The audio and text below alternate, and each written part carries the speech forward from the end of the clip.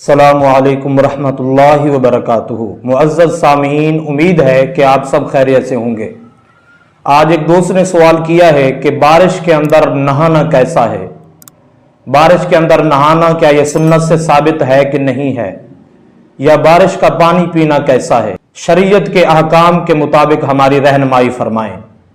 دیکھیں، سب سے پہلے میری بات آپ یاد رکھ لیں، بارش کے اندر نہانا یہ سنت مبارکہ ہے۔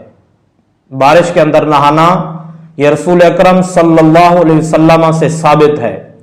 اس کا ثبوت میں اس دلیل سے پیش کرنا چاہتا ہوں۔ حضرت انس رضی اللہ تعالی عنہ سے روایت ہے، کہتے ہیں کہ ہم ایک مرتبہ حضور علیہ الصلوۃ والسلام کے ساتھ تھے تو اچانک ہم پہ بارش برسنے لگی، تو رسول خدا صلی اللہ علیہ وسلم نے بارش کے اندر اپنا سر بھی قریب کیا اور آپ علیہ الصلوۃ والسلام نے کندھے سے بھی کپڑا ہٹایا، تو یہاں تک کہ خوب بارش برسی۔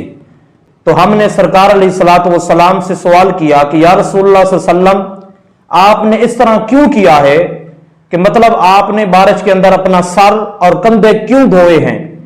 تو سرکار علیہ الصلوۃ والسلام نے ارشاد فرمایا کہ یہ بارش ابھی ابھی اپنے رب کی طرف سے آ رہی تھی۔ تو اس کا مطلب یہ ہے کہ بارش کے اندر نہانا سنت ہے۔ حکماء کی روایتوں سے ثابت ہے کہ بارش کے اندر نہانے سے کافی ساری بیماریاں چھوڑ جاتی ہیں۔ اور ایک اور روایت ہے پانی پینے کے حوالے سے، اور ایک حدیث کا مفہوم میں آپ کو پیش کرنا چاہتا ہوں۔